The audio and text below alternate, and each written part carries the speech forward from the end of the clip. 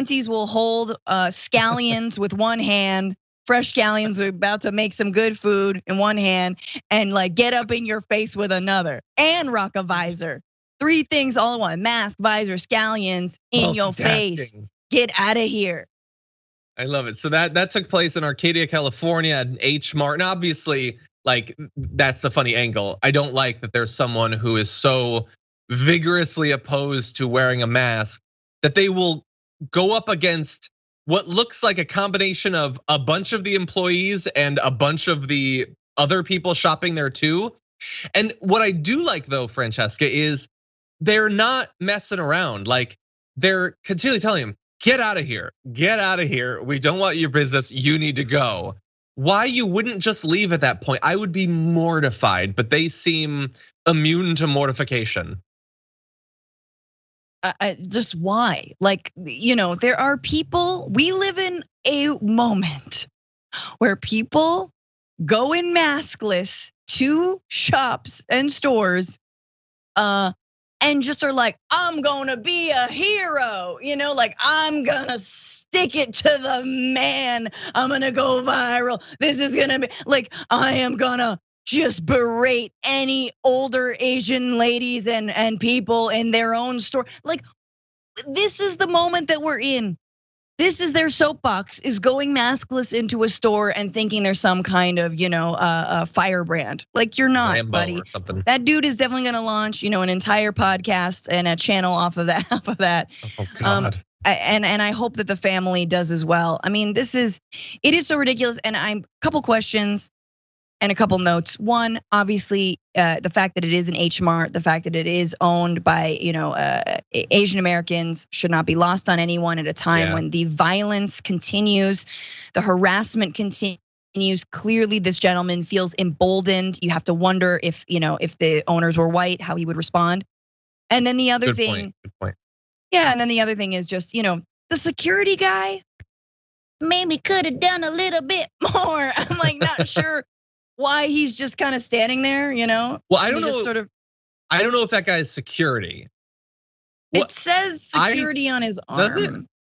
Oh, see, for me, it just looked like does it say security? No, well, early there at some point a security guard walks in to frame. Oh, there I he see. is. Okay. No, that guy, oh yes, there is. Okay, so I was talking about the other guy. What I like about the other guy is that anti-masker is all he wants is to get in the face of an Asian American female. Yes. And this guy is not having it. Like, the anti-masker is trying to get around him to get to those women who are shopping, and he is putting himself between them, even though it necessitates having that guy breathe his likely COVID-infested breath on him. So I did appreciate that at least, but you're right. The security guard should have been doing something. I don't know exactly what, but yeah. I think I'm gonna go as this auntie for Halloween. She's such a G. I think we have a picture we could bring up if you need notes on the costume. Yeah. She is my muse. Yeah, and look, I'm glad that you mentioned obviously the specific sort of nature of the shop. Like, that's probably why he is there. Yeah, it's why he feels entitled. You can't separate these things. Yeah. Anyway, I don't know if have we come up with a specific name? Is there like an official name for the male Karen? Is it a Kevin? Is it something like that? But anyway, that's what it is. And you get the little bit of misogyny. He's not satisfied to yell at a guy. He wants to get in a woman's face. Likely experiencing some racial animus there as well. Thankfully, it's a Ken. A Carl, thankfully it seemingly didn't end in violence, but certainly got a spread wide. 1.5 million views in a single day. These don't seem to be stopping more people from doing them, but I maintain that hope to this point. Anyway, Francesca, that is unfortunately all the time we have, but thank you as always for joining us on the program. Thank you. You're 1 day off of Bitchuation Room. What did you all talk about yesterday? It doesn't matter. Just listen as a podcaster on my YouTube channel, Franny Fio. The biggest thing is that I will be in Portland doing a live show of the Bitchuation Room on Thursday, September 2nd in Portland. So stay tuned for that. And also, y'all, September 14th, if you're a Californian, we have to vote for Gavin Newsom. I'm sorry, it is what we have to do. I hate that this is what we have to defend, but I hope we talk about it on this show. We cannot allow him to be recalled. Sure. You don't think that Larry Elder would be better? Mamma mia. Anyway, okay. Well, all that is well noted. Thank you, Francesca. Francesca and I will be recording a top 10 list after this. So if you're a tier 2 or tier 3 member on YouTube, that'll be coming up in a little bit. But for now, that's all the time we have. Thank you everyone for joining us. Indisputable is coming up, led by Brett Ehrlich. What? Yeah, Brett Ehrlich. Tune in, see what it's like. Tell them the Dragon Squad sent you. But until next time, stay safe out there, stay sane out there. We'll see you soon.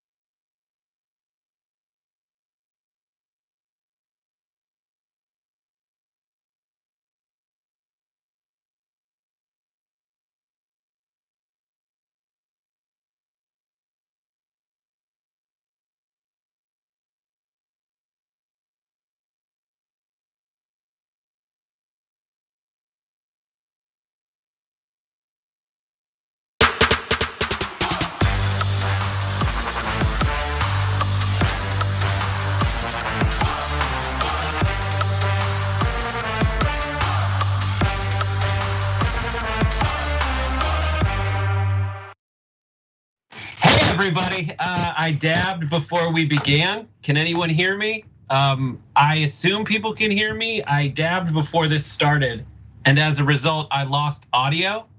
That's not a joke. I really can't hear or see anything, so that's fine.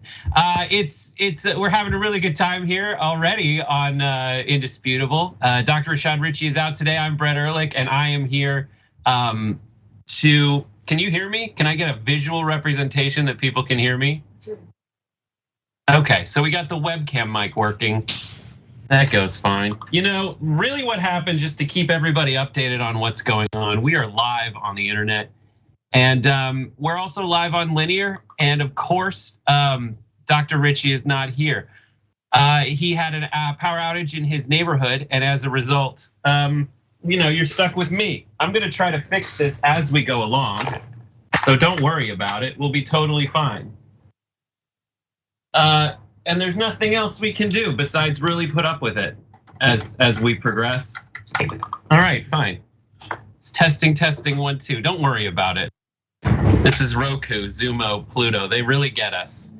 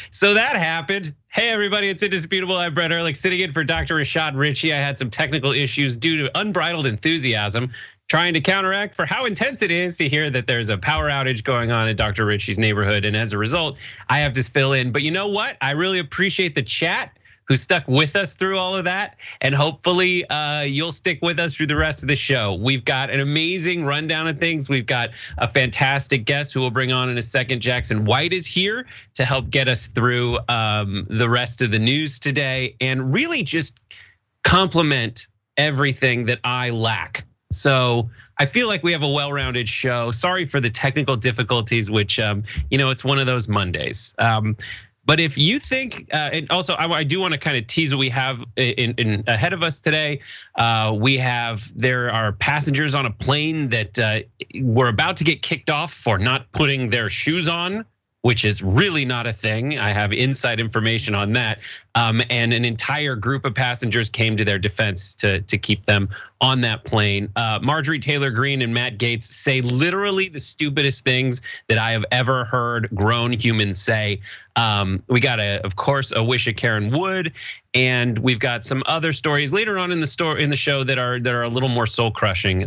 But we have to bring that news to you just to let you know the full gamut of what we have in store. But we will start on kind of a morbid, but somehow against all odds, like hilarious note with Donald Trump. So let's get into it.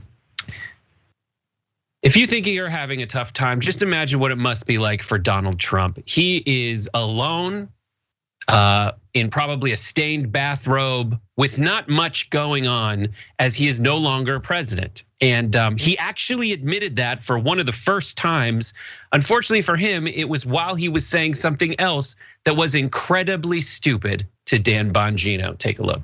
Well, first of all, could you imagine if I were president right now and we had this massive attack from the coronavirus? Now they like to call it they have new names and they'll have other new names, but it's exactly what we had. We had the same thing. If that were me, they'd be saying, what a horrible thing, what a horrible job. I don't ever hear that, and these are numbers in some cases that are equivalent to what it was. But we don't hear that. There is so much stupid about what he said. There's so much infuriating because it is definitely this woe is me mentality.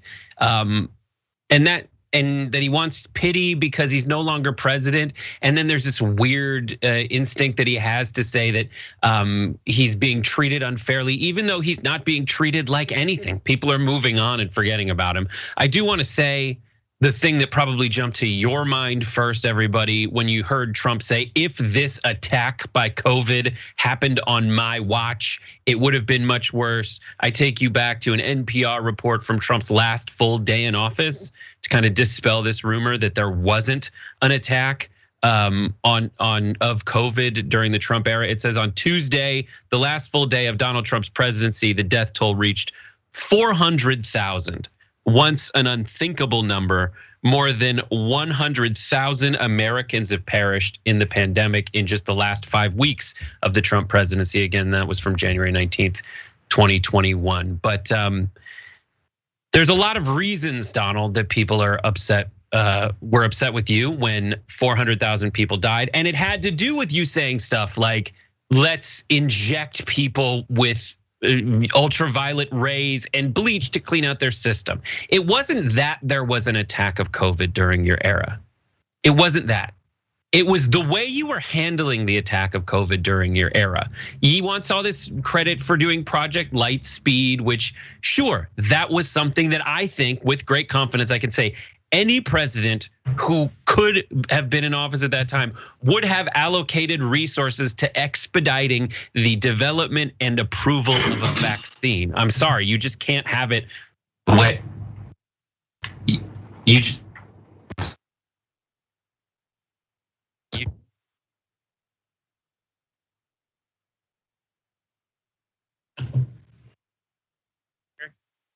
Coming back and forth. All right, fine. There we go. Now it's wildly loud. You can't have it both ways, Donald. Unfortunately, I apologize for all these technical issues. There is something going against us intensely in the grand scheme of things, but we'll try to get it figured out by the end of the show. Anyways, you can't have it both ways. It's the fact that you handled it so poorly. And when people are looking out in the United States right now at how it's being handled, there's still a lot of people handling it poorly. But getting vaccines to people is not a problem. So here to discuss more is Jackson White, the editor-in-chief of Politiscope, the app, as well as a contributor to Rebel HQ. Welcome, Jackson. What do you think about this? Well, I think it's important to point out that even though, they just donated, refunded donors another $12.8 million, is that this really won't have very much effect on the enthusiasm for the support that he has for the people that, he does have within his pipeline. He's made an entire career of being a con artist. The $25 million he had to pay back for Trump University after stealing $50 million. After saying he never settles, but he settled that case because if he didn't, he may have had to pay up to $200 million. All the workers that he stiffed through his history of working with casinos, he bankrupted that underground football league just to save his own skin. His father coming in, just example after example after example of him not only being a fraud, but as you were pointing out, just the way that he handled COVID as a whole. He's just. Nothing about his leadership is solid. Nothing about it is competent. And this is just more of the same old. And unfortunately, he's still looking like the main contender for the Republican 2024 ticket. Unless Ron DeSantis can take the hype from him. I know GOP donors are rushing money to Tim Scott, but Republicans are not about to vote for a black man. So still, it's looking like Donald Trump is the 2024 Republican candidate, even though. Do you think that it's at all possible that Ron DeSantis could ever, in any case, if Trump wants to run, do you think DeSantis would ever just stick around and be like, let's give this a shot? If he would he run against Trump? Yeah, would he ever run against Trump? Would he ever find? I don't think he would, and at least at this point, I don't think he would because his brand is so closely tied to Donald Trump, and Donald Trump wouldn't like that. So if anything, he would position himself to be a vice, but Yeah, I mean, I'm glad you brought up that point because I hadn't really considered that. It may be bad to not just the DeSantis brand, but just to the Republican Party as a whole if everyone isn't still united behind Donald Trump. Yeah, and a little bit of what Jackson was talking about. Trump is refunding money to people who donated for him. This is an ongoing story, and even though in the past he's had to refund some donations, he still continues to do so. So former President Trump's campaign and the Republican Party returned around $12.8 million to donors in the first 6 months of this year. These refunds, according to the New York Times, were some of the biggest outlays that Mr. Trump made in 2021, and he has built up his $102 million political war chest and amounted to roughly 20% of the $56 million he and his committees raised online so far this year. So 1 in every $5 that Trump raised in the first half of 2021, he has had to give back. And for those who don't remember the mechanism by which these ill-gotten gains were gotten, Trump's it was previously reported in April that his reelection campaign had refunded around $122 million to donors in 2020. Recently released federal records have revealed that the Trump campaign has so far returned $135 million to campaign donors. And Trump's political operation began opting online donors into automatic recurring contributions by pre-checking a box on its digital donation forms to take a withdrawal every single week. Donors would have to notice the box and uncheck it to opt out of that donation. And then there was a second pre-check box that took out another donation known as the money bomb. I feel like if you have something called the money bomb, you might be in a scam. So they obscured that fact even further, according to research from the New York Times. Trump's team obscured that fact by burying the fine print beneath multiple lines of bold capitalized text. And we have an image of these things, even though they're yellow and in bold. Like, look it down at the bottom. It's like, make this a weekly donation until 11/3. Donate an additional $100 automatically on the 9th. That is crazy. When you found out about this scheme, Jackson, what'd you think? I think that Trump lives like a drug addict, like a gambling addict. Like he just needs more and more and more and more and more and more and more and more and more, and he can't stop it. And like just how you pointed out, like just little bitty letters at the bottom, keep donating for a month, add an extra $100. For a man who's supposed to be so on top of his game and so on top of his finances and his business, he certainly behaves like someone who's in the hole or someone who has an insatiable addiction that they just cannot cure. And yeah, I mean, and it really kind of represents also the way that this country has been running for decades, if not really its whole existence. Just a sugar high after sugar high after sugar high. How can we get the biggest short-term gain? And Donald Trump is the id of the United States of America. Yeah, that's exactly it.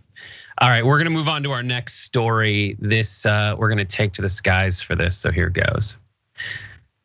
There was an EasyJet flight that tried to remove 2 black men from the cabin. For what reason? Did they threaten to stage some kind of terrorist attack? No, they didn't put their shoes on for takeoff.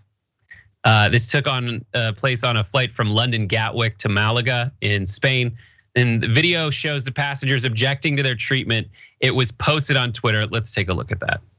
It's the general response is literally the whole plane is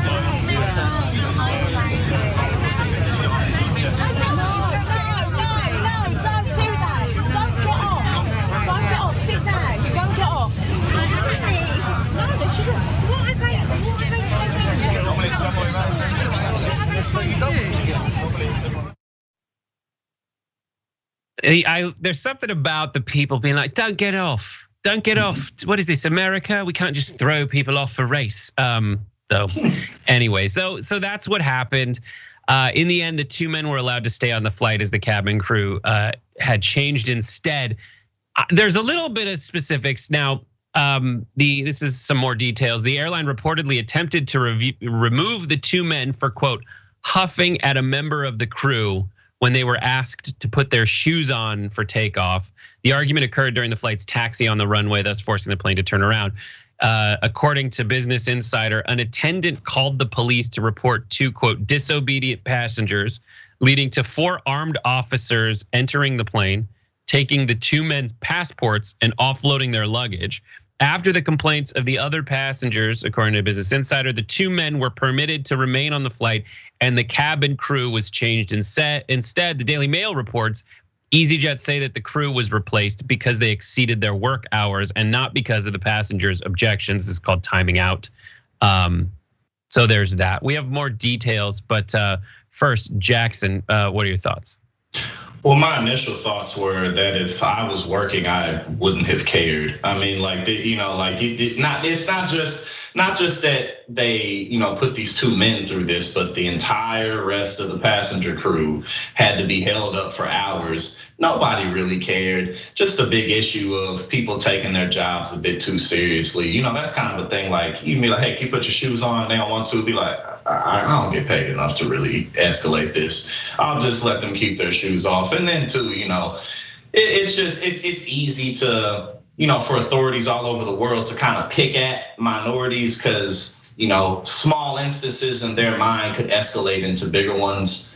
Oftentimes that's how these types of situations are looked at and handled, and why people seem to maybe take them so seriously when they're not, because perhaps these fellas are dangerous, so.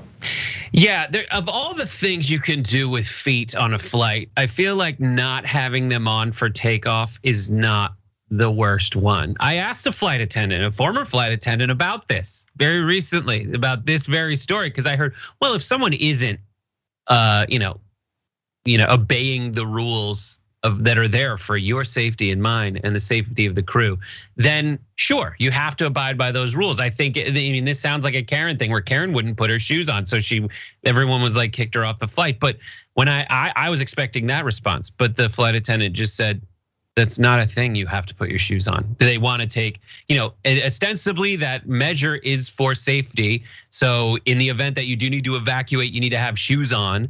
But then again, like she asked, like, would they make the women wearing heels take off their heels? Because that's not the optimal footwear for running, proceeding down the aisle and out of the plane in the case of the emergency. This is one of those things where it seems like you are looking for something if you call it out. Like, there's people without shoes on. If you don't have your seatbelt on, yes, you have to have your seatbelt on. If your tray table is not in it's upright and locked position, that is another issue, hurting the person from getting out of the aisle so they can evacuate. But in this situation, what another indicator should be the rest of the entire group of passengers who are sitting there looking at you, who are trying to get this person off the plane, and saying, just let them sit without the shoes. It's not like they got smelly feet. Just let them get up, or let them just stay on the flight, because you know what's gonna happen? As soon as we're in the air, they're gonna take their shoes off. And as long as they're not like up next to my face as I'm sitting there, I feel like we're gonna be all right. All right, we gotta take a break. When we come back, I don't wanna count my chickens before they hatch, but I think we will have fixed all these technical issues. So don't go away. As Dr. Ritchie says, stick and stay. Indisputable.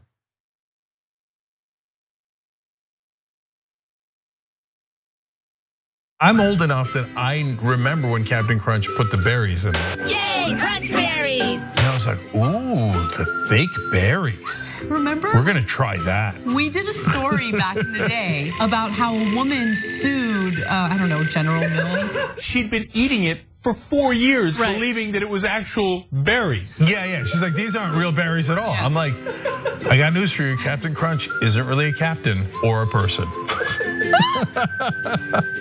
Joining me now, legendary whistleblower and American hero, Edward Snowden. First question is, hey, where are you? I'm in my apartment in Moscow. All of a sudden, in the studio, Jim Gaffigan, everybody. Mental illness is, completely undiagnosed in our society. It's not about a particular administration. It's about a broken system of power, and through that, really, the instrumentalization of a system of not justice, but injustice. People understand whether they claim to deny climate change or not. Our collective house is in crisis. We're also dealing with the legacy of 40 years of economic policies that have made people's lives more precarious. Sometimes you got to force people into their humanity. Sometimes you have to shake people into empathy. Senator Elizabeth Warren joins us in the studio. Healthcare is a basic human right, and we are fighting for basic human rights. In order to actually achieve that vision of everyone having access to the same resources and getting to determine the outcome of their life, we have a lot of work to do, and it needs to start right now. Here's something you may not know. When you deposit your money in a big bank, it doesn't just sit, safe and secure, in a vault. Instead, your money could end up building oil pipelines, mining for coal, or drilling in the Arctic. So if you're concerned about the planet, give your money something good to do. Make the move to Greene with Aspiration's fossil fuel-free account and join the thousands each week who are switching to save their dollars and save the planet at the same time. Welcome to the Damage Report. I'm John Idarola. This is gonna be a big one. What Donald Trump has done as president has cut taxes for the wealthy and made life better for rich people. But he's made life worse for poor people. We're making America great again by throwing more money at the military to destroy other countries because that makes us great instead of investing it in ourselves. That it's Donald Trump and it's Stephen Miller. The choosing is based on wanting to create cruel and inhumane conditions to scare other people away from ever coming to the United States. The opportunity to make money off of tragedy is the American way. There's only one place to put garbage people: in the trash. We've never had so much access to so much information with so little idea of what the hell is going on. What does enforcing our borders have to do with traumatizing children? Absolutely nothing. I think a sane person could say the current situation we have right now is radical. But what we're doing is literally making the world more like hell. That's a warning sign.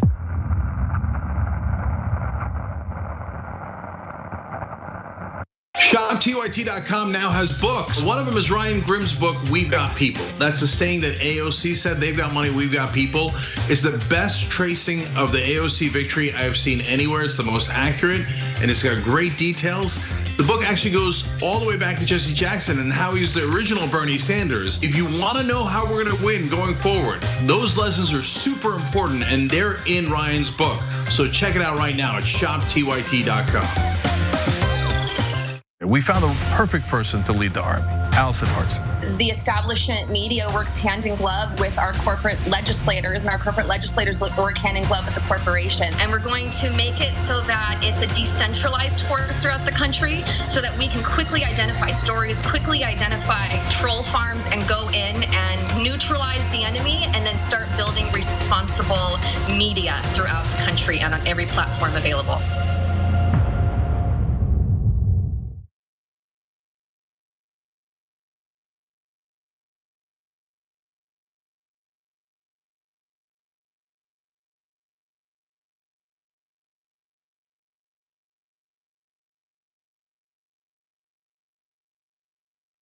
Welcome back to Indisputable. Again, Dr. Ritchie is having, where there's a power outage in his area, and so he was unable to join the show today. He will be back tomorrow. And again, welcome to our linear audience as well. We are now live, not only on Facebook and YouTube and Twitch, but we are also on Roku, Zumo, Pluto, Samsung TV, and all the other places where you watch the Young Turks on linear. This is live and it'll be re-airs later in the day. So thank you all for joining us. Normally it's not me, and there are way fewer technical issues. Speaking of which, super chat people, I appreciate the support, but there are so many super chats here giving me the "you could do it, Brett," that it's almost patronizing at this point. So thank you to a Florida Dragon. You're indisputably Brett Ehrlich. Thank you for not making us wait until Friday for your wit and humor. Thank you. David says, I predict that only Black Chicago cops are going to be prosecuted for unjustified shootings and brutality. Even police accountability is weaponized. That is true. It seems like you watch a lot of this show, so you know that. Tyler Hendricks says, we demand Mike Lindell impressions. You guys are not going to get any today, so you're gonna have to cry into your pillow. It's my Mike Lindell impression. Kai, just for $5, you too can get your Mike Lindell impression. Kelly O'Hara says, no doctor today, but I'm still here to say Brett Ehrlich brings a smile wide as a country mile. Don't get so blue, he'll slay Karens for you. So thank you. That's a great little poem. And then Tam I Am, nice to see you. Good to see you as well. And then, oh my God, we got a bunch. Non-Human Humanists gives us 5 of some currency, CHF. I don't know what that is, but says Trump is an Olympicon. His disciplines triathlon, his triathlon is gaslighting, throwing stones while sitting in a glass house, and throwing his people under a bus. Thank you for that. Christopher Moore gave $5. Says, I love you, Brett, even though you're not the good doctor. I hear there is a reboot of Thelma and Louise. Its working title is Karen and Karen. I like that. All right, we got a lot more. But I do want to say to the Twitch audience, thank you, Velvet Goldmine, for the 100 biddies. I'm so excited that you're filling in today. And Carp ODB, what kind of cereal is that on top of the fridge for Jackson? What's your cereal, Jackson?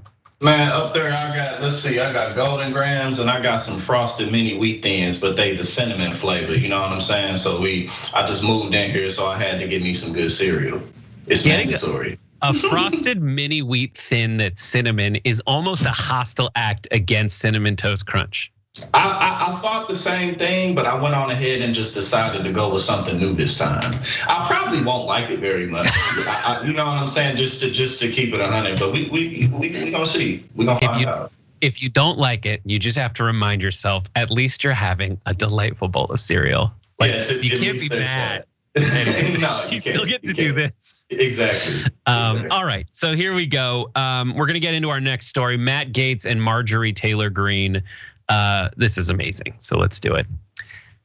Matt Gaetz has a new podcast called Who Cares? No, it's called Firebrand, and it's on brand with the book you'll see on his set way too many times. He sat down with Marjorie Taylor Greene, and obviously this is a propaganda move to have some kind of like fireside chats, but it kind of devolves into a dumpster fireside chat as they discuss this new term that Marjorie Taylor Greene has for when capitalism occurs. Take a look. These large corporations are the military-industrial complex is a major issue. So I have a term for that. I call it corporate communism. Corporate communism destroys small businesses in America. And I have a very good example from my district. They destroy the small businesses and the corporations gain all the control and they can't be defeated. And they do the bidding of the government like they're doing. Biden's saying, the government's not going to mandate vaccines, but the big corporations are doing it. Corporate communism, they're putting the policy in place through their businesses on their employees and on their customers, like we've seen with the airlines. What she's talking about, and I'm not the only person to point this out, when corporations do whatever they want, however they want, and they get to, even in her version of it, like collude with the government to do so, that is capitalism. When the companies do whatever they can to maximize profit, that is not corporate communism. That is capitalism. Maybe that's just my read on it, Jackson. What do you think? Well, first of all, this is the gathering of the geniuses, clearly. Marjorie Taylor Greene and Matt Gaetz, the two highest profile Republicans in the party other than Donald Trump. But it's interesting that as they deride corporate communism, or as you pointed out, capitalism, they also support the same policies that go along with the effects of what they're criticizing. You know, whether it be constant tax cuts for entities that are much larger than any small business ever will grow to, whether it's the cutting of regulations that keep people's food and water safe, that keep buildings and construction safe, whether it be regulations that keep climate control measures in check. All of these things that they're very loudly against, that don't really help bring the middle class together whatsoever. Wages have been low, rent and everything else continues to go up, and yet they're members of the Republican Party. So, it's really just an oxymoron in and of itself. Anytime a Republican talks about, how bad corporate America is, and yet they're always at the same time talking about how terrible socialism is. So, it's just a bunch of this and nothing else, ultimately. Right. It's crazy how close they get. So there's the It's crazy how close they get to that Martin Luther King quote that's like, capitalism is rugged individualism for the poor and socialism for the wealthy. Like they're kind of dumb stumbling into that. And of course they are, because they need to shore up this populist sentiment on the right that Trump also himself just sniffed out was there. And Steve Bannon actually just pointed him more at. This is what they're trying to do. But what is wildly frustrating about it is like the companies that you're talking about, as Jackson, you say, like the capitalist structure is what sets that up to succeed. And your side is going for it more than anyone else. And when it comes down to it, the things that would protect people from the ill effects of this capitalist system that you're only calling communist because you want to use the word bad and you're saying communist instead of looking up what communist means. There are ways that we can protect people against these ill effects, and you're not gonna like them because they're workers' rights. And they want to fight for the small business. Why? Because Marjorie Taylor Greene is a small business owner, but she doesn't understand that everything she does every day in the rest of her job as a congressperson is helping the lobbyist giving structure, the lobbyist industrial complex that she also chimes in Matt Gaetz calls the military industrial complex, because of course he does, because that's another thing that they say instead of bad. They don't really know what it means, but they say it instead of bad. If you don't like the military industrial complex, why don't you vote against military spending? No, they just want to say that they're against government spending. They just want to say that they are against war, but they'll still vote for all the stuff that they use to fund wars. It's not a consistent thing. And you can hear it in Marjorie Taylor Greene's voice when she sounds exactly like Sarah Palin saying, when he rears his head, I call it corporate communism coming from Russia. But don't say Russia because it's 2021. And now when you say Russia, I get to say, you guys are stupid. There's more from Matt Gaetz. Let's take a listen to what he said. My observation is that the elites in our country who are in media, who are the pundits and the columnists, they are gaslighting the private sector. What they're saying is, well, it's totally acceptable and appropriate for big business to treat people differently based on their vaccine status. I believe that the front line of this fight will actually be with large corporations that decide to develop their own vaccine passport, to use commercial air travel, to use other things that have become common in American life. And these are many of the big corporations that were shoveling cash at the BLM movement during the George Floyd riots. And so I've lost confidence that they're really acting in our country's best interest. I'm not against America having successful businesses. No. We want that to happen all over our country. But I also remember a time when the Rockefellers, the Carnegies, the Vanderbilts, they weren't just industry tycoons. They were also statesmen. It was always about our country. Guys, Rockefeller, a statesman. Rockefeller is one of the former richest men on earth, one of the richest men in history, being just a noble statesman.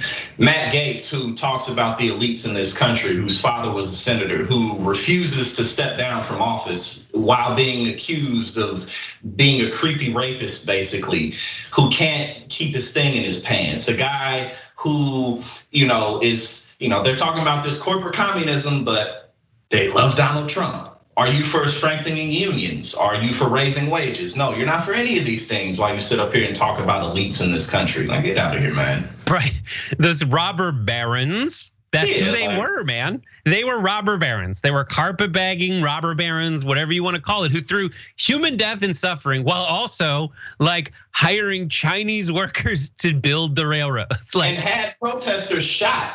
Don't forget about that. There were massacres. Protesters were shot when they were trying to unionize in those times, but they were statesmen. And this is what's so goofy about it. And the longer I work in politics, the more it's just like this space attracts people who want power and not necessarily people who want to do good, obviously. But that people who want power aren't always the brightest. They're just ruthless.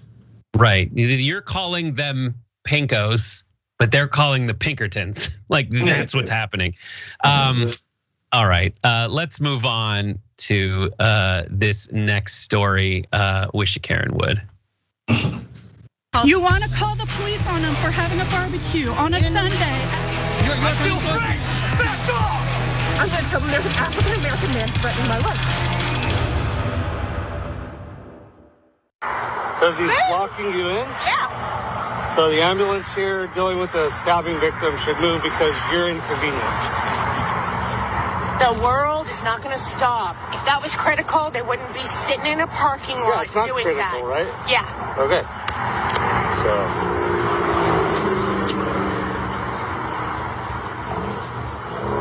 And I'm sorry that people don't like that. That's just tough.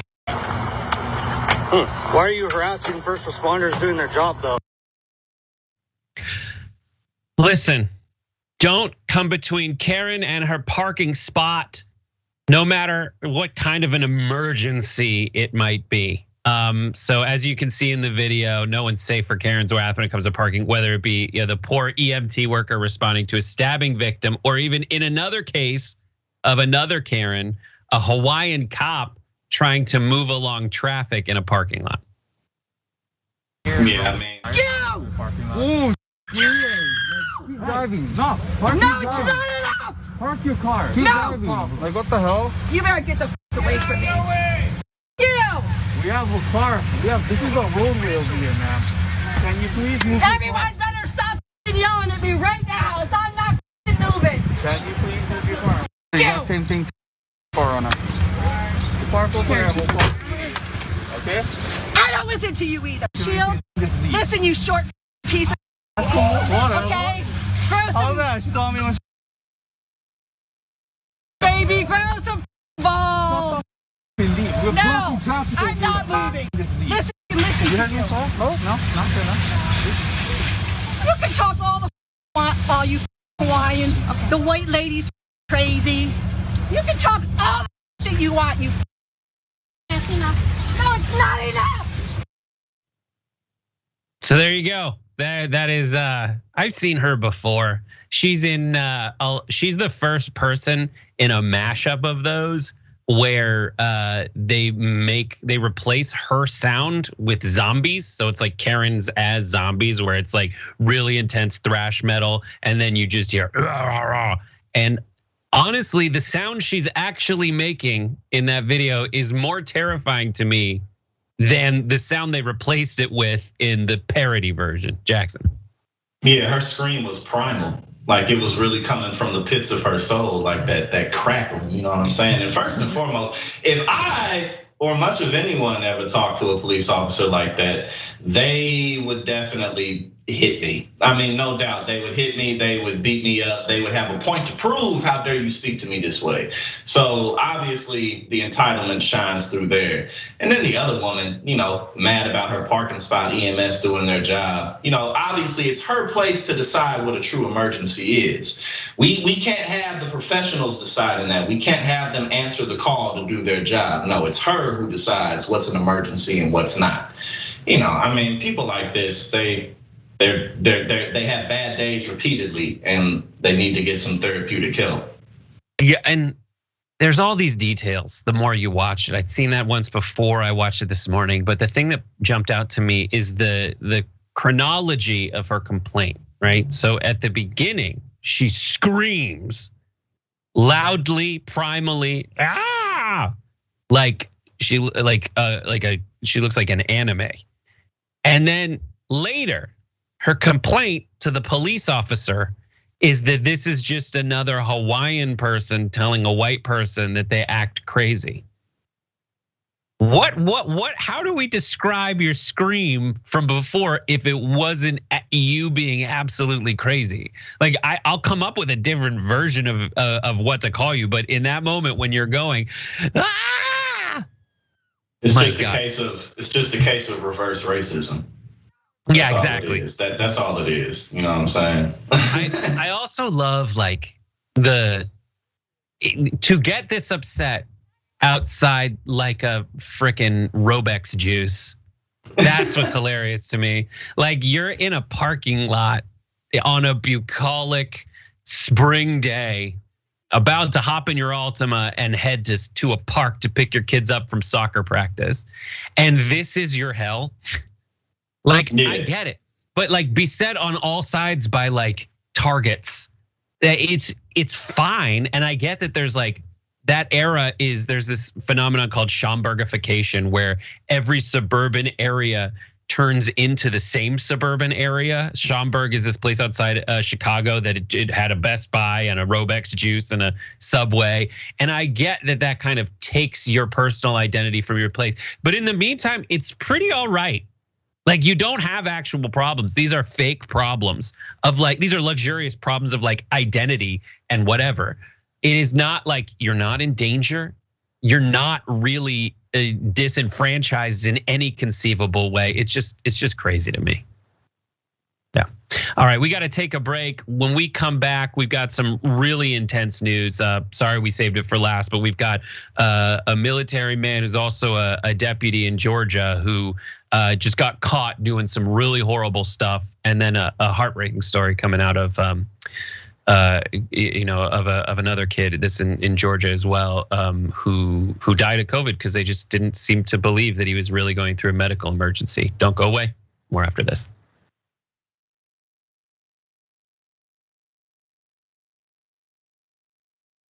Every day, the Young Turks delivers 2 hours of solid, fact-based, timely news and progressive commentary on all the day's most important stories. We keep our viewers informed while also providing perspective and insight on the news we cover, so you understand not only what's happening, but also what's happening behind the scenes, the stories behind the stories. Gee, I wonder why we didn't get $15 minimum wage. Because they're all raising money from the guys who don't want to increase the minimum wage. And we play musical chairs and put these children in one awful detention facility to the next. That's what's happening at the border. The things that got him banned, he's still spreading. So presumably, I think it's reasonable to say that if you allow him back on the website, he's going to do it again. Any legal voter that we deem not willing to vote for my side shouldn't vote because it'll replace me that's supposed to vote for my side. That's not how voting works. That's not how democracy works. And while many people following today's political news can get discouraged about the direction of the nation and the world, that's not us. At TYT, we're genuinely optimistic about the future, and with good reason. Today, wide majorities of Americans agree with our progressive stances on issues ranging from healthcare and education to climate, immigration, and wages. The rising generation of young people are also overwhelmingly progressive in their political beliefs and policy objectives, and they're increasingly flexing their muscle as voters and activists to demand change from our elected officials. The traditional mainstream media is mostly AWOL. They, along with the government and many other cherished institutions, have been captured by corporate interests. Audiences sense that they're not getting the whole story or even the truth from once trusted outlets, whether broadcasting cable TV news networks or national newspapers and magazines. The Republicans say we will serve our corporate masters at all costs, including killing democracy, yet here we are. Where else do you hear that? You hear that on NBC, on ABC, on CBS. You hear it nowhere. They don't want to talk about money in politics because it's really hard to pass judgment when your media organization is funded by fossil fuel companies. The antidote is the Young Turks. Unlike mainstream corporate outlets, we're not beholden to corporate advertisers, to defense contractors, to Wall Street, or to Big Pharma. And we don't carry water for the Republican or Democratic parties. So watch us Monday through Friday at 6 p.m. Eastern, 3 p.m. Pacific, and join the thousands of progressives around the globe who tune in every day for TYT's unmatched, award-winning content and see what it's like to experience a news organization that only answers to you. I'll continue to sit. I'm going to continue to stand with the people that are being oppressed. The president labeled him a son of a bitch. I don't think it's good to be a distraction to your team. To stand proudly for the national anthem. You know, some of these people need to move to another country. Well, you shouldn't be playing, you shouldn't be there. Maybe you shouldn't be in the country. The president is put in place to amplify the racists in this country. Black men and boys are killed at an exponentially higher rate than white men and boys, as outlined by PBS. Black people are most likely to be killed by police, found mappingpoliceviolence.org. Personally, my biggest gripe is not saying how sports and politics have been attached at the hip. From the jockey syndrome, to the Negro Leagues, to Tommy Smith and John Carlos, Muhammad Ali, to modern day and everything in between. This is not an escape. It is a reflection of reality and a reflection of the times. Everything that we've accomplished over the years is because of our members who've allowed us to remain independent of corporate interests and reach 20 million followers. Now is the time to bring as many people into the progressive movement as possible. We're inviting you to be the change and help bring a community-powered progressive change machine to life. Details are at tyt.com/change. If you're a member, thank you. We need you to remain so. If you're one of the thousands of viewers out there who's not a member yet, the time has come for you to join now. We need you more than ever. tyt.com/change.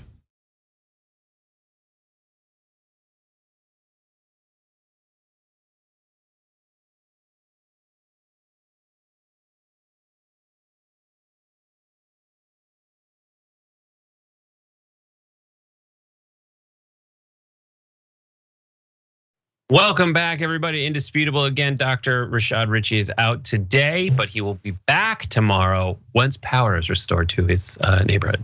All right, so big thank you to Dave Schmidt for 2 tier 1 subs over on Twitch. Axie gifting a sub, and Court for Jester has reached a year all in a row via Prime. Thank you so much for that.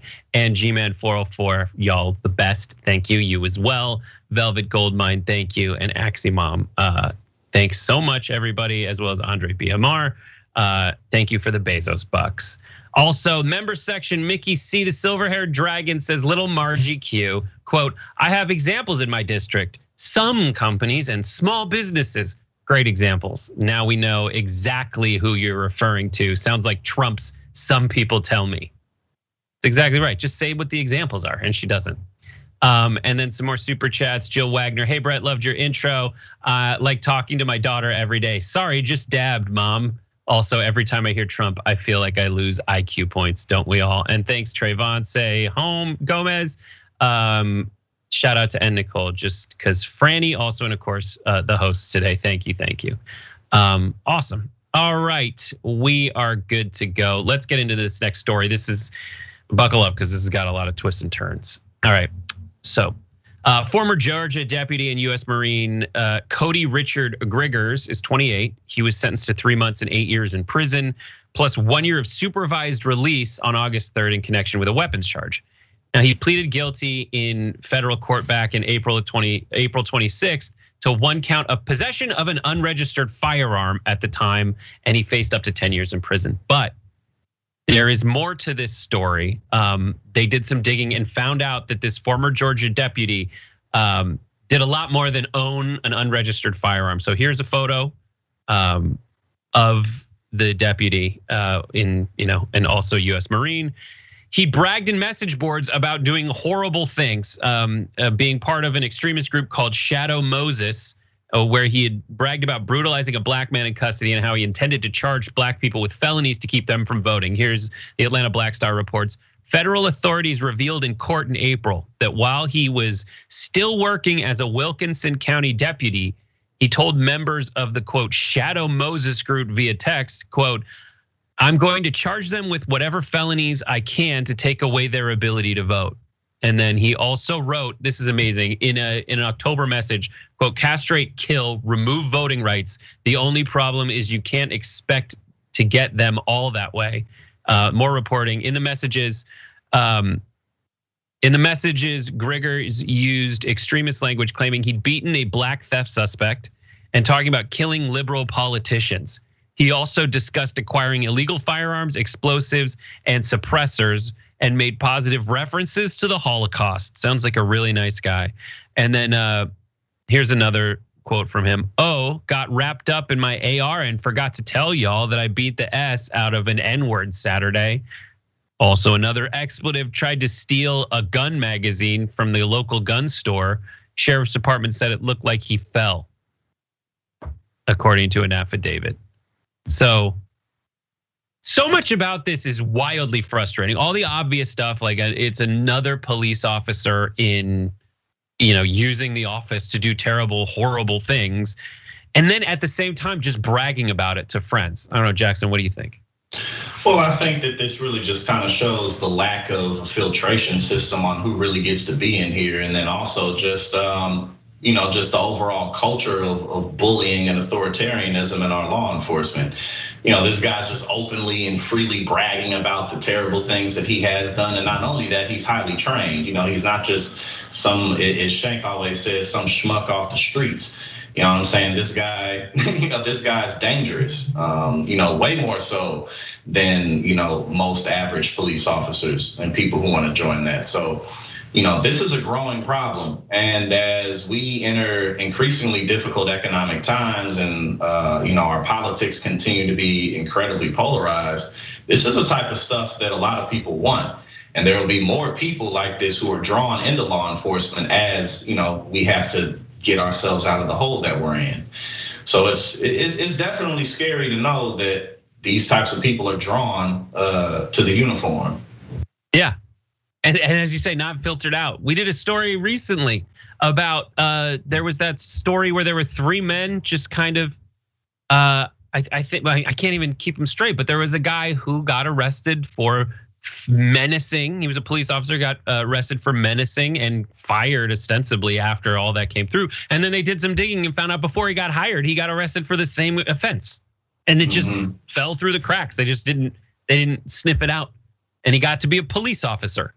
And what's worse is he gets to wield his authority after having these things that should obviously have been flagged ahead of time. But if anyone in his presence does anything like 1/4 as bad as what he did, he gets to assault them. And as he says it, at least he's getting some quote sweet stress relief. So the FBI agents discovered the group text with him as a part of a California investigation into a man making violent political statements on social media. Authorities were searching a San Diego home of Gray Zamudio when they discovered Shadow Moses group text and saw the messages. But he, according to those reports, he described the beatings as sweet stress relief. Like, go to a boxing gym. You know what I'm saying? Like, if that's the type of thing you do, I box. I've been boxing for years. That's a good stress relief. But beating people up is, in fact, not a good stress relief. It really just grows feelings of negativity, negative emotions, sadism, your enjoyment for inflicting pain on others. That's what that is. That's not relieving stress. This guy's crazy. This dude's out of his mind, and he's, so I just. And what's so crazy about it too is how these types of departments are ran on the state level, and there's so many separate departments. Like, what can really be done about it? Yeah, and then in court, according to this report, he said that, listen, those text messages were jokes. Oh, of course. All of them were jokes. All of them, you know what I'm saying, were jokes. So it's just, I just. Unfortunately, again, a lot of people, they'll run on police reform, and it sounds great, but how do you actually implement it? You know what I mean? Like, you can pass some type of sweeping legislation, but the people who run police departments are chosen at the state level. They're chosen in local elections, and police unions also have a big deal with funding. So unless these types of things aren't tackled, then nothing's gonna change. And it was the FBI who found this out. You know what I mean? It wasn't like, it wasn't his own department. The FBI did an investigation of something else and found these. And we're like, oh wow, that guy. So they're not keeping their own house in order. It's so crazy. All right, here's the final story. We're gonna move on. This is a heartbreaker. So a 17-year-old Georgia high school football player died of COVID complications after he was sent home twice by the hospital he went to visit. Here's a photo of him. This is a photo being passed around where they describe him as a hashtag gentle giant. His name's Tyler Fairley. He's a student athlete at Douglas County High School. He succumbed to the disease on August 1st, just over a week after testing positive for the virus. He did not receive a COVID vaccine. But here's the story. I mean, and we don't have a lot of time, so I'm just kind of gonna take you through the main beats of it. After receiving the test results on July 23rd, he was taken to Wellstar Douglas Hospital in Douglasville, an Atlanta suburb, on 2 separate occasions by his mother. He was discharged after being diagnosed with pneumonia on the first visit and was told to hydrate himself and follow up after a follow-up trip to the same hospital. Quote, one of the male nurses told the other male nurse, "We can't hurt ourselves trying to help him into this car, we gotta go." and they let go of him, and he fell flat on his face in the backseat of my car, according to his mother. I was like, can you all observe him for a while? Because I said, this is not him. He's not talking, he's not responding. And they were like, he's just in pain because of COVID. Nettles and her husband took Fairley to the Children's Healthcare of Atlanta in Sandy Springs in city north of Atlanta. Doctors there say that Fairley was suffering from multiple seizures before dying on August 1st. So they refused care to him. Their defense is like, well, he didn't get the vaccine. And it seems from the reports from the mothers, the allegation is essentially like, we'll get into it in a second, but like the family said that they were treating him different because he hadn't been vaccinated. And that they said they didn't want to hurt themselves getting him into the car. So they just dropped him face down in the back seat. It's just such a heartbreaking story. Yeah, I think that, this really highlights the way our medical system works as a whole, the way our healthcare system functions. It functions based on privilege. It functions based on who are we gonna believe, based on how much money they have and how much money they can bring to the hospital system, the insurance system. We pay health insurance every single month. It goes up every single year. Oftentimes we don't use it whatsoever. And then when it's time to use it, they don't cover everything. And then when it's time for people to get real help, excuses get made. And this happens to Black people all over the country. This happens to Black women in child labor. This happens in every facet of the medical industry that you can think of, because ultimately what matters is the dollar bill. And if people perceive you as someone who can't really help to stimulate the system, then you're just another number that doesn't matter. The money that's limited has to go elsewhere. Yeah. Every other country, every other developed nation has a healthcare for everybody. Yeah. And you don't have to drive around until you find something in network.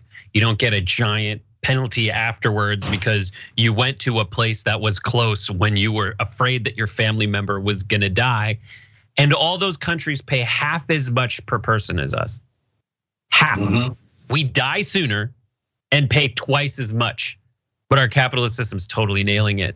And they'll say we have the best services, we have the best technology. For who? No, if you can buy it, yeah.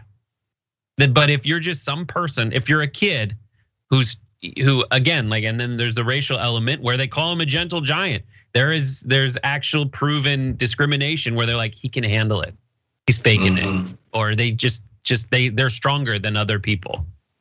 It's disgusting. Anyways, poor kid had a scholarship for Morehouse College to play football, and he won't, thanks to a failure of the medical system. Anyways, on that note, we got to take a break, but this is the last we'll see you. Jackson, how can people find you? You can find Politiscope on iOS or Android. Download. We help you see what's going on in Congress. We help you donate to political campaigns. We got some more cool features coming. Follow us on Instagram and Twitter at Politiscope app. Appreciate it. Awesome. We got to take a break. When we come back, I'm going to toss to a debate with Dr. Ritchie that you may have seen before, but stick around. We have more Indisputable after this. And thank you to the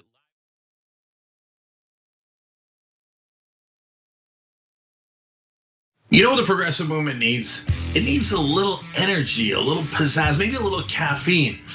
Oh, coffee. But what if it was Too Strong Coffee? Yes, new toostrongcoffee.com/TYT. Look, this helps progressive causes. It's also organic and fair trade, so you've got peace of mind that it was done right, and it happens to taste great. So check it out right now at toostrongcoffee.com/TYT.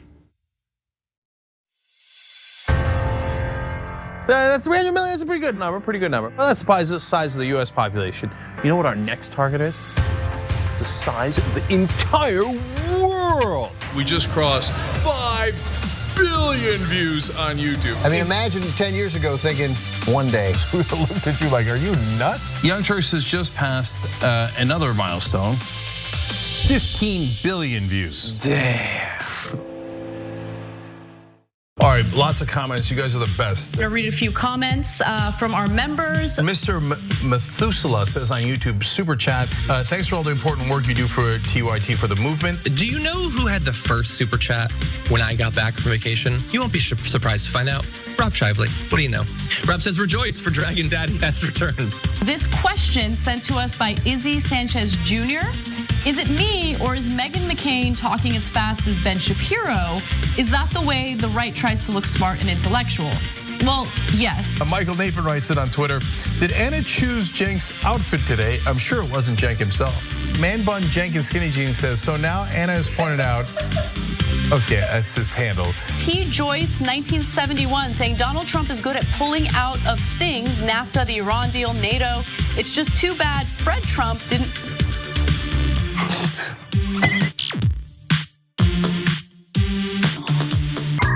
All right, let me do a little quick plug here. It's not even a plug, I'm bragging, okay? I'm bragging, watch me. We have a channel on YouTube, a whole channel devoted just to the Young Turks. It's badass, right? Wow, man. I can see the void. You guys are rock stars. Unbelievable. Senator Sanders, welcome to Rebel Headquarters. Man, you guys are amazing. We gave you what you wanted. Okay. Speaking of shirts. I have a surprise. You reached a lot of people. You are the Young Turks. And we have spread that progressive message wide and far. Let's keep it going.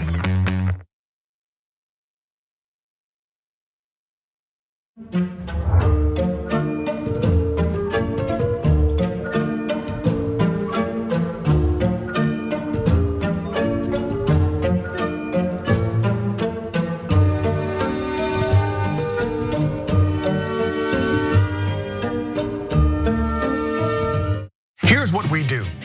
We go beyond the headline. We are willing to engage in transparent conversations with those who do not think like me. We also make sure that you know what's happening not only nationally, but in your local area. Make sure you tune in to Indisputable with Dr. Rashad Ritchie, Monday through Friday, 2:30 p.m. Eastern Time, 11:30 a.m. Pacific Time. Cool news, shopdyt.com now has books. There's a whole bunch of books there. You're gonna be shocked to find out that they're largely progressive. Of course! Ryan Grimm's book, We've Got People, is there. It's a fantastic story from Jesse Jackson to Bernie Sanders to AOC that explains the progressive movement probably better than any book I've ever read. Speaking of awesome books, my dad's got a book out called The Original Young Turk, where he goes from the poorest olive farmer you ever met in your life to living the American dream.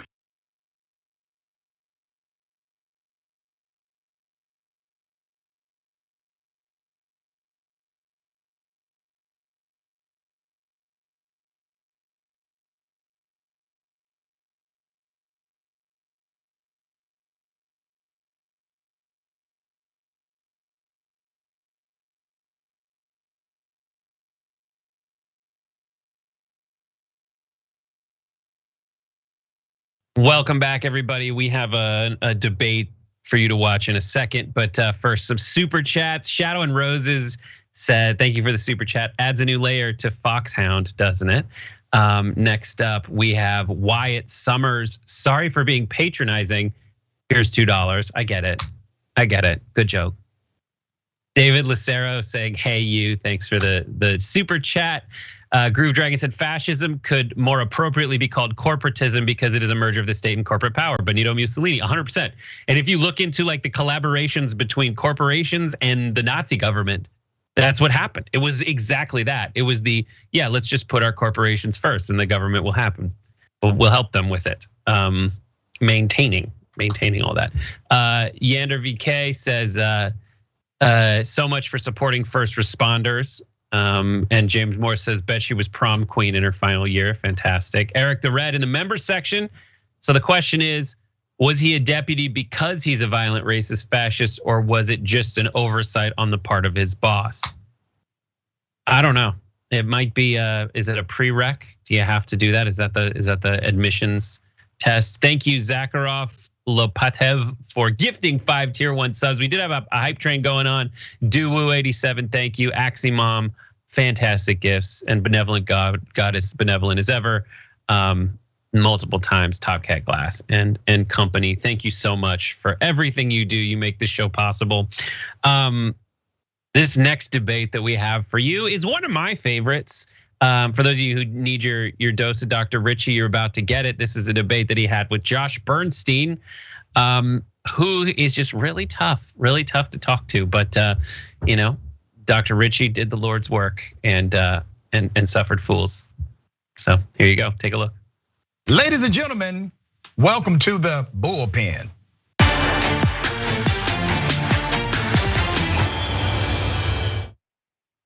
In the bullpen today, I have Josh Bernstein. Josh Bernstein is host of the Josh Bernstein Uncensored Show, an American conservative talk show that airs daily. He's also known for his prior show on YouTube called The Josh Bernstein Show. Josh, welcome to Indisputable. Great to be on the program with you. Let me start by asking you about your views on Black Lives Matter. You have called Black Lives Matter a terrorist organization. Do you stand by that? I certainly do. We have to look at the founding of Black Lives Matter. It was founded by Asians for Black Lives, which was run by a communist by the name of Pam Tao Lee. We also have to look at the fact of Alex Tom, which was part of the CPA, not a certified public accountant, folks, the Chinese Progressive Association. These were folks that were in contact with Alicia Garza and Patrisse Cullors. As a matter of fact, Alicia Garza and Alex Tom were activists together at UC San Diego, which is where they met. And they kind of worked with Liberation Front, Netroots, and a bunch of other organizations to start the riots in Ferguson. So if we're looking at where they come from, as well as their own words, as Patrisse Cullors has said herself, that we are indeed trained Marxists. Well, if we have Marxism and communism in the United States of America, I would consider that to be adversarial to the US Constitution. So yes, I would agree with that. That is really interesting because what you just described was not terrorism. Do you know the definition of terrorism, Josh? Sure, yeah. Terrorism is somebody that incites violence, mayhem, murder for political reasons and gain. So let me ask you this question, and that's very close to the definition. Are members of the Kkk terrorists? I would say so, absolutely. They were founded by the Democrats, let's not forget that either. Oh, they were founded by Dixiecrats, and those Dixiecrats are Republicans today. And I guarantee you, if you took a poll, 100% of the KKK, Ku Klux Klan members would be Republicans and Trump supporters. So let's be very clear about who they are today, right? Today, okay, so the history doesn't matter, right? And I don't give a damn about history. I'm a black man first. The fact that the Republican Party was founded on the anti-slavery platform. Josh, let me be very clear, brother. Let me be very clear with you. I don't play them games. Racist Democrats exist. Listen to me, brother. Racist Democrats exist today. They existed then, okay? Racist Republicans exist today. They existed then. But there is no coincidence that the KKK endorsed your guy for president. You don't have a problem with that? First of all, if you're talking about David Duke, David Duke. Oh, I'm not just talking about David Duke. David Duke I'm is not an just anti-Semite. talking about David Duke. And Trump obviously did not accept his endorsement. But you don't find it problematic that groups that you would call terrorist organizations like the KKK, who have engaged in murder and mayhem, who are listed as a murderous group, and even you yourself say should be denounced, you don't find it problematic that they are endorsing the people that you support? Well, how many times have we had Biden be endorsed by the Communist Party USA? How many others? Barack Obama, how many times has he been endorsed by communists and Marxists? You want to compare the Communist Party? Endorses who. Think about what you're saying.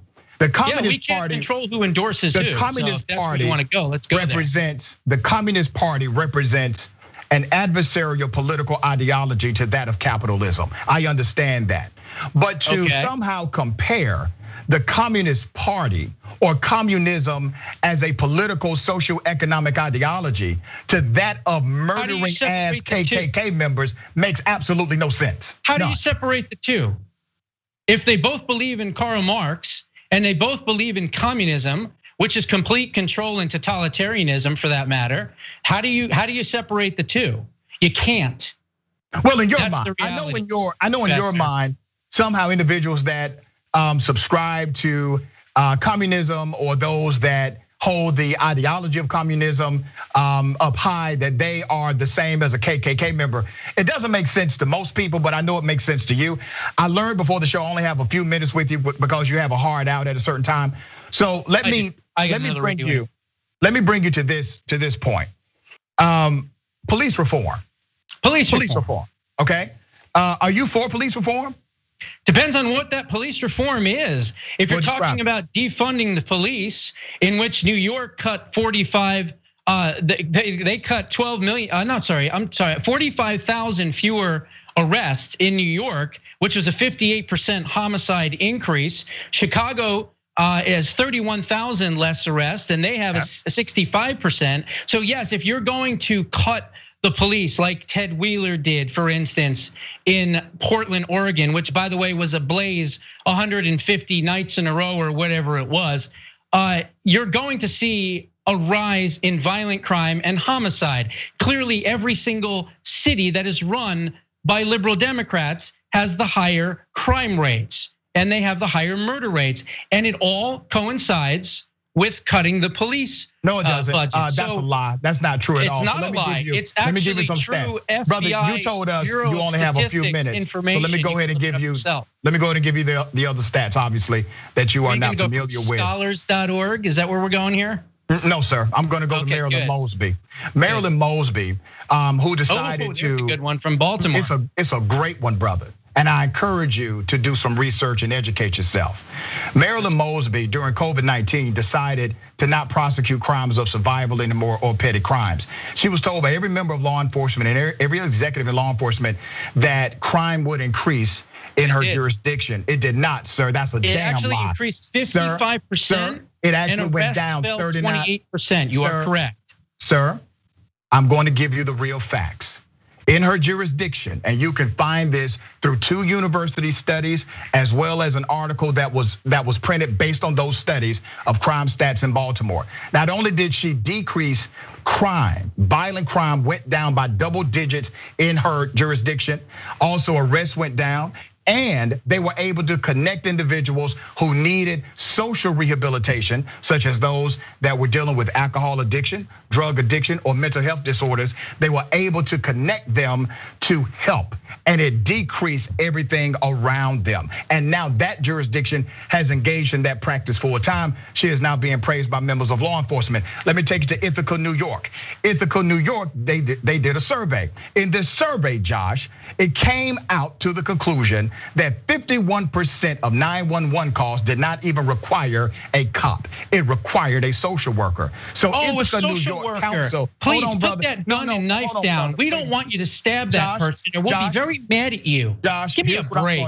Give me a break. Josh. The police are vilified in America in urban cesspool cities. Brother, your privilege don't work what happens? Show. Crime increases, correct? Okay. And by the way, your privilege don't work here. You're yapping, you're bumping your gums, nobody can hear you. Your privilege don't work here, brother. So let me be very clear. Ithaca, New York said, here's what we're gonna do. We're gonna hire individuals who actually are trained as social workers, since that's what our community says they need. Ithaca, New York has engaged in reimagined policing. Here's something else that has happened. In Chicago, you have more cops than ever before. They continue to hire more cops. These cops have not been able to arrest themselves out of socioeconomic dysfunction. Those cops are not creating more arrests, and they're only solving 2% of the crimes. That's a study that just got released. So I encourage you to look up those stats when you get a moment. Here's how you actually combat crime. If your city or county says that they are hiring more cops, your city and county, they have failed you, because all they're saying is they have no idea how to deal with the underlying issues of criminality in your county, in your city. How do you tackle that? You tackle that by looking at what causes the crime. Crimes of survival, poverty, drug addiction, alcohol addiction, whatever it may be. Now, if you're not facing that problem, you're going to continue to hire more cops and not actually get the crime issue under control. All right? You have fun? You can unmute yourself now. Josh, go ahead, unmute yourself. I can't hear you, Josh. You can unmute yourself. You know how to hit the mute button? You know how to unmute yourself? Just hit the same button. He can't figure it out. All right, we'll give him some time. Can you figure it out, Josh? Okay, there you go. You there? Yeah. So I'm Josh, not sure what happened. I apologize for that. Here's the thing, Josh. Josh, listen to me, man. Seriously.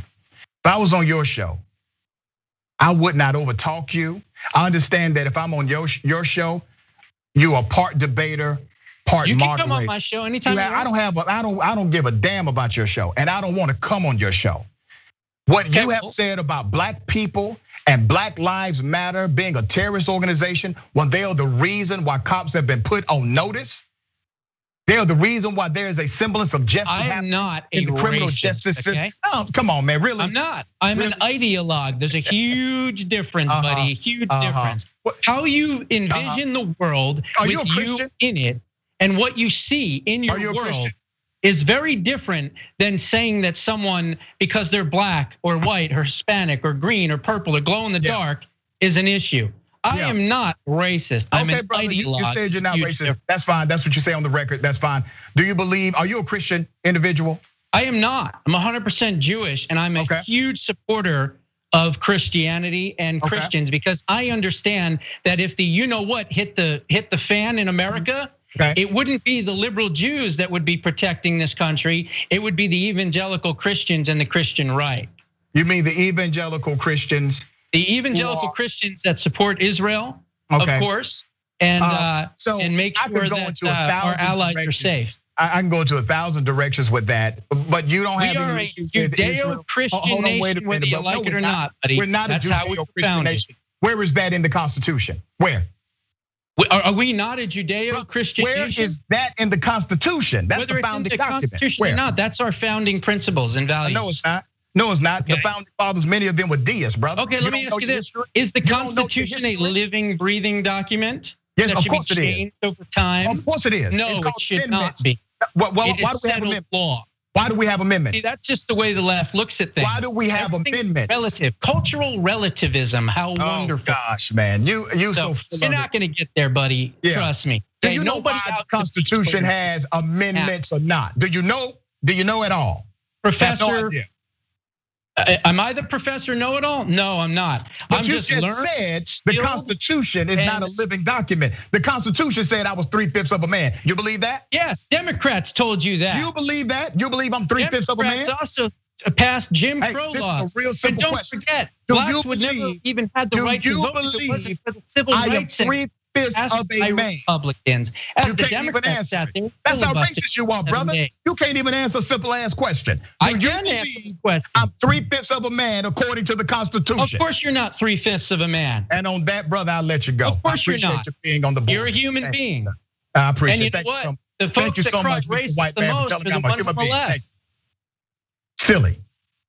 There's nothing silly about it. Listen, I want to bring you back on the show, but you told us. You told us you had a heart out. Can I continue to debate you, or you got to go?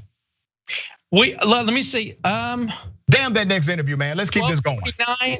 We should have had more time. I agree. I could probably do another 5 minutes before the. Let me bring up some additional stats to you about police reform. 96% of Americans believe police reform needs to happen. 58%. They believe it needs to be dramatic. 51% of Republicans believe police reform needs to happen ASAP. One of the realities of police reform is qualified immunity. It needs to go.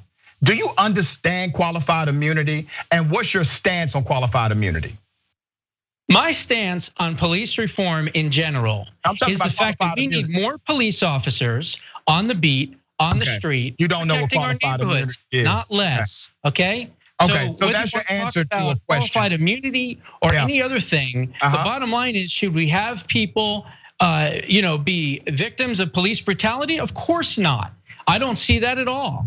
But it's just amazing that we have Ashley Babbitt, who was murdered 6 months ago, and yet we still don't have the name of the person. But yet every single time somebody who is white that kills a black individual, we know the name of that police officer that day.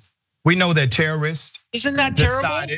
We know that terrorists decided. The police are not the terrorists. The police are not the problem. Are there bad apples in every bunch? Of course there are.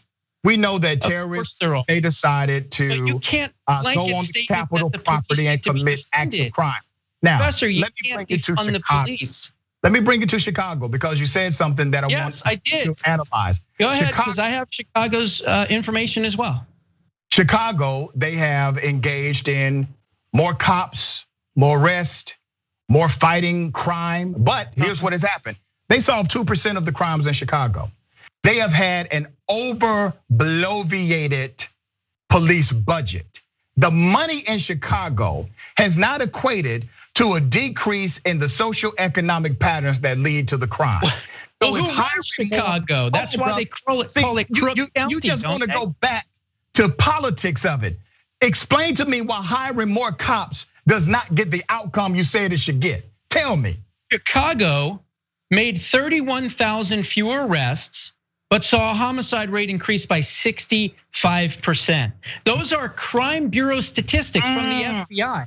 Now, unless you don't believe the FBI, I don't know what to tell you. Wait a minute, go back to that stat, brother, because I know the stat. Let's talk about Crook County, Illinois. Let's talk about the stat you just brought up. Okay. That decrease in arrest happened when they hired more police officers who decided not to do their damn job out of protest to the local politicians. So you literally had more cops on the beat than ever before. You had more money in their budget than ever before, but you had cops calling in with the blue flu, not doing their damn job that they were sworn to do. So you had less arrest in that city, and you don't hold those cops accountable for that? I'm telling you right now, this was the Crime Bureau statistics from the FBI. Come on, man, I just gave you the context for those stats. From the I know those stats. Bureau of Intimidation. You had more cops than ever before, and they could not arrest themselves nor police themselves out of the dysfunction of criminality in Chicago.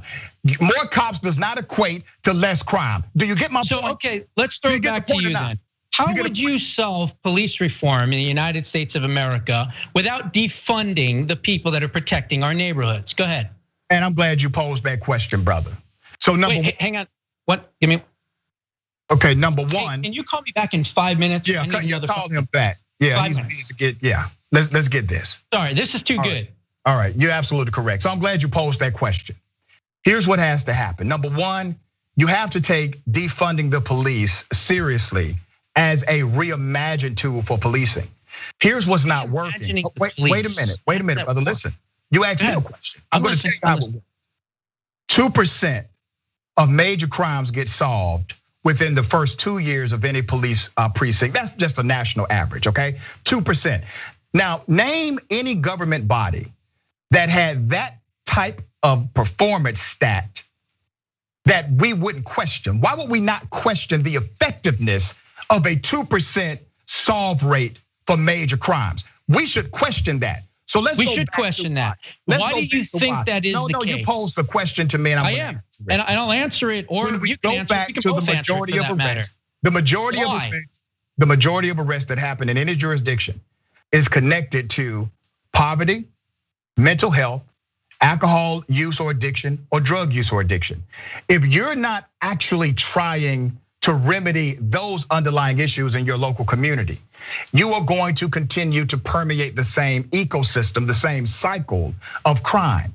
That's why defund the police is really about taking another look at how we do policing.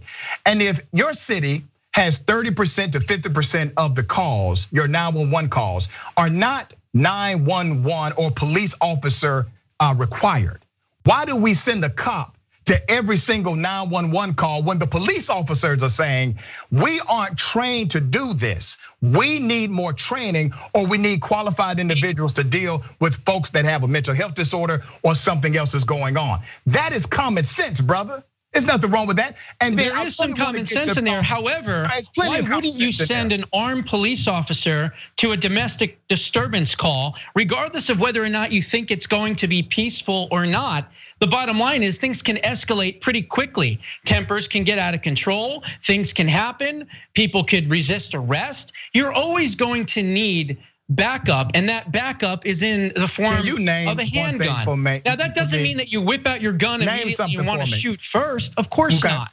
Name something for me. Name one city that has been able to arrest themselves out of a criminal or crime problem. I think there's been several cities. Just name one. Okay, I'll give you for instance, Arizona. Okay, Arizona. I'm talking Gilbert, Arizona. I'm talking Gilbert. There's so many. Gosh, Chandler, Arizona. They just arrested themselves out of socioeconomic dysfunction, for instance. What are the stats? Colorado.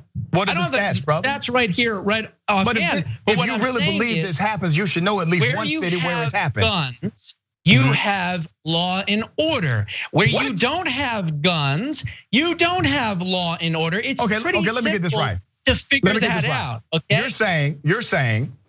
If cops have guns, or you have a lot of people with guns, S-hole city in America that is run by Democrats, that is infested with crime. So you're calling cities infested with drugs, unwed and you're mothers. Not racist. You're not racist, but you're using S-hole cities to describe what? Urban cities? Many cities that have high crime rates. They are S-hole cities? Huh? They are S-hole cities to you? There are many of them out there that have crime issues, absolutely. And they're S-hole cities, and they all have one common denominator, Professor. They're run by Democrats, okay? So let me clarify something for you. That's the reality of the situation. Let me clarify something for you. When Republicans run cities, there's lower crime, there's more opportunity. You are one of the most taxes. You are one of the most extreme individuals as it relates to your rhetoric, and that's fine. You're an extreme guy. But let's be very clear about what's happening in cities, jurisdictions. Like I see them. Okay. Are you able to listen to my rebuttal or no? Can you do that? You can stand yourself to do that? Hey, go ahead. I appreciate that. Thank you so much. So in the cities that you're referring to, I want you to be reminded that urban cities typically have different socioeconomic challenges than rural cities. But let me be very clear about states that have the highest crime. 8 out of the 9 states that have the highest crime are in fact run by Republicans. 8 out of the 9 states that are the poorest are run by Republicans. 8 out of the 9 states that do the lowest on the educational chart for K through 12 education are all run by Republicans. My point to you is this, brother. You keep going back to a partisan angle, and I can play that game with you all day. But referring to American cities as S-hole cities is something that shows shows your racism. No, he referred to black nations as S-hole nations. That's what he did. Well, I don't think that that's appropriate. Because I'm not saying racist. That all black damn it being appropriate is racist, correct? Are terrible. It is racist, right? Huh? No, I don't think the president is a racist. But how can you say the president is a racist when he was the first president to pass the First Step Act? How is that racist? You brought that up too. All right, let's talk about the First Step Act since you want to go there. 3.9% unemployment rate. Great. Let's talk about the First Step Act. Let's go back. Come on, man. Let's walk this back. Let me have a response to that, brother. Go ahead. The First Step Act, which affected 0.02% of the black population, by the way, not even 1%.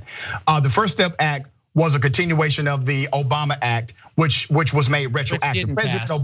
President Obama should have done that, and he did not. I have criticized him for that since day one. But let's be very clear about what the Trump administration did. They defunded the Pell Grant, where individuals in prison who could have access to college funding did not. The greatest way to stop recidivism is to make sure you have an educated man or woman when they get out of prison. They discontinued that program. It depends on what that education is. If they're going to go to their colleges and get indoctrinated by left-wing Marxist professors, probably not a good education. They also decided to defund halfway houses that helps an individual translate and transfer back into society. Here's what else the Justice Department did. They sent out a memo saying that we will prosecute to the fullest extent of the law anyone who is arrested for a non-violent drug offense. So while on one hand, he has this policy that says, okay, we're going to impact less than 1% of the black population, while at the same time having other policies that impact 10 to 15% of the population,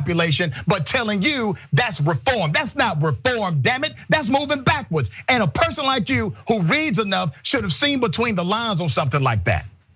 I have seen what I have seen. I've seen the lowest unemployment rate for black Americans in history. I've seen the lowest Hispanic unemployment rate. I've seen more women working, less people on welfare. And damn it, my phone. Once again, those are misnomer numbers. a U3 rating system compared to a U6, but my producers are telling me I'm out of time. I would love to have you back. Give me 1 second, 1 second, 1 second. No, he can go. You can go now. Go ahead and do your other interview. We got to do this again, Professor. I hope You're so. You're a good man. Well, getting into the cage with me. God bless you. God bless you, man.